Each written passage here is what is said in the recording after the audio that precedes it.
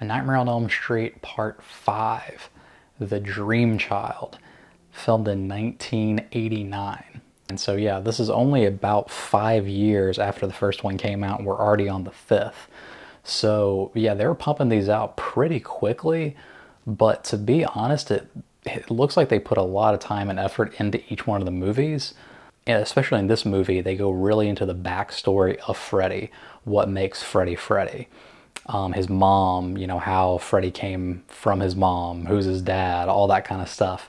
They really go into it, and it sometimes it gets a little complex, especially for an 80s slasher horror movie. It gets a little complex, but it's not too bad. I would say one of the highest points of the acting, because honestly the acting's not great, but the kid who plays Jacob, his name is White Hereford.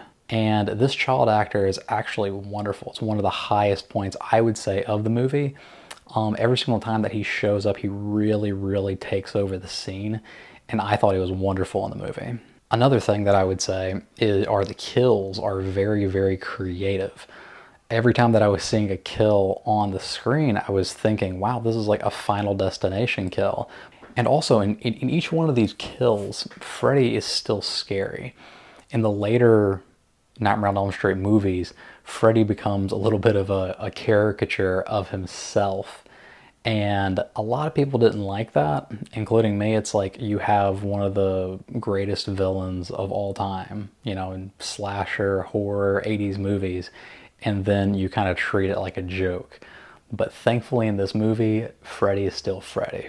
The practical effects are wonderful in this movie. Honestly, just like how they are in all of the Nightmare on Elm Street movies, but specifically just for this movie, the practical effects are wonderful. Now, where the movie starts to slip a lot is any time that they try to incorporate CGI.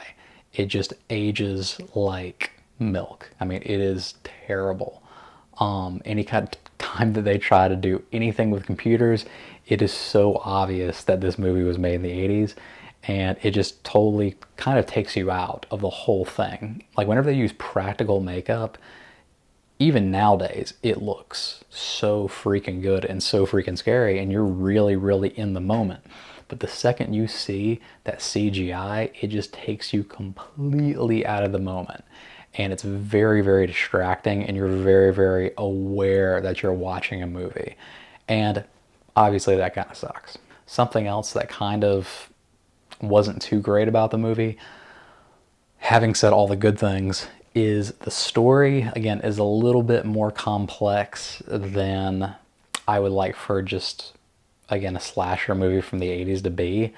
I think they could have simplified it a lot. But I do understand that they were trying to go for more of a backstory of Freddy and his mother and where Freddy comes from and what he can do.